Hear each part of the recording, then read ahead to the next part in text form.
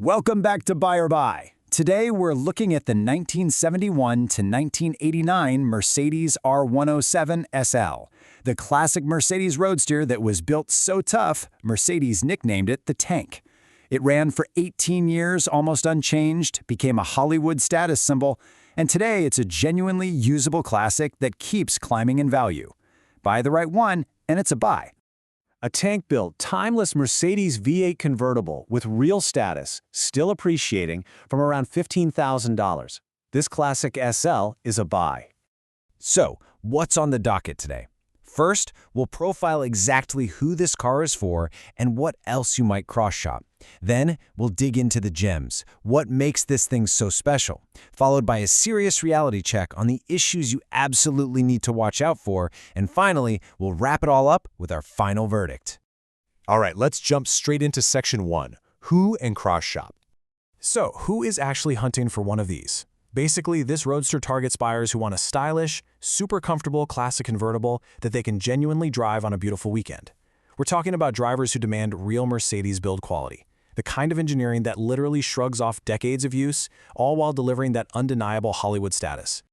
Now, if that sounds like you, your radar should definitely be pinging a few other rivals. You've got the V12 Jaguar XJS convertible, which gives you a smoother, maybe more exotic ride, but man, it definitely demands some bravery when it comes to maintenance. You should also cross-shop the Mercedes R129 SL, which is its vastly more modern successor.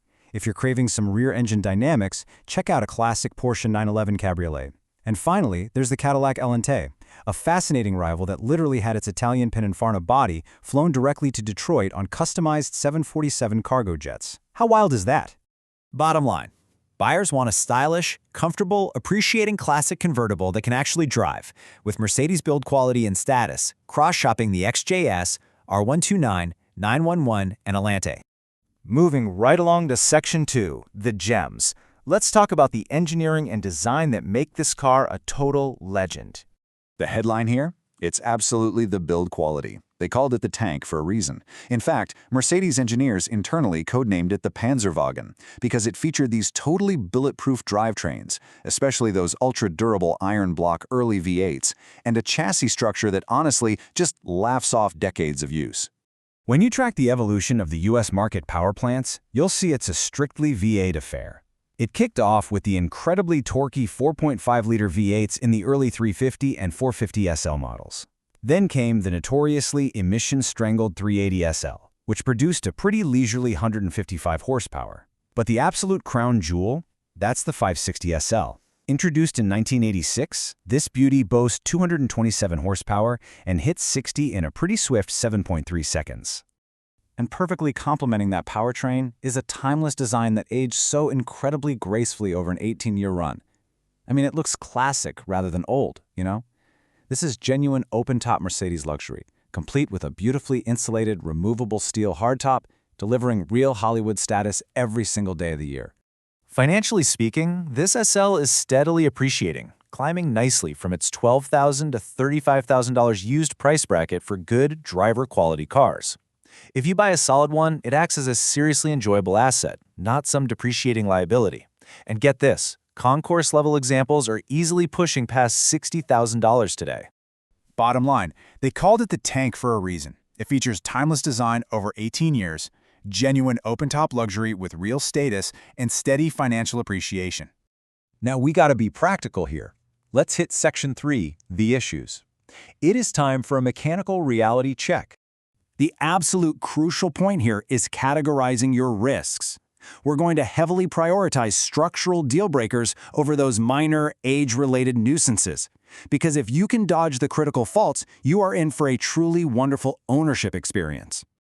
Okay, listen closely. Rust is the absolute #1 enemy of the R107. And the really dangerous kind? It hides. It lurks in the bulkhead, the vent wells, and the footwells, where it can quietly and completely write off a car. You absolutely must pull back those carpets and check for dampness.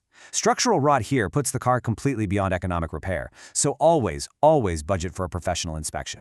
Equally critical is the 1981 to 1983 US 380 SL. It left the factory with a single-row timing chain that is notorious for snapping. Because this is an interference engine, a snapped chain means immediate, catastrophic piston-to-valve destruction.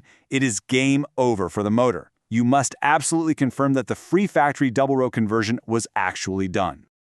Moving down our list to the moderate stuff, early cars can suffer from front subframe cracks which will cause loose, sloppy steering. Plus, that Bosch mechanical fuel injection requires expensive specialists and pricey parts to keep it running sweetly. As for the minor headaches, well, the air conditioning is often weak and pretty pricey to fix, and the steering boxes can wear out over time, making the handling feel a bit vague.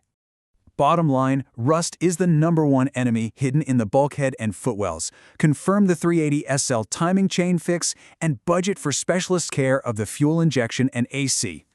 Verdict: the 1971 to 1989 Mercedes R107 SL is a buy, provided you buy with your head as well as your heart. Honestly, this is one of the great usable classics. It's tank tough, beautifully built, totally timeless to look at, dripping with status, and genuinely appreciating, so your money is actually working for you while you enjoy it. But it comes with a hard condition. You must buy the best, most rust-free example you can find and afford. Seriously, hidden rust turns a cheap SL into an absolute bottomless pit. Get a documented car, aggressively check those footwells and the bulkhead, and confirm that chain fix. When it comes to trim strategy, the 560 SL is absolutely the most desirable US model, while the 380 SL is your affordable way in. Buy a rust-free, documented example. Say bye to a cheap, damp, neglected one, no matter how tempting that price tag is. And hey, definitely cross-shop an R129 if you want something just a bit more modern. Bottom line, a tank-built, appreciating classic Mercedes, buy the best one you can. As these beautiful, tank-tough roadsters continue to appreciate right into high-dollar collector territory, the only question left is, will you hunt down a documented survivor today before the market prices you out completely? Thanks for joining me on this explainer, and happy hunting out there.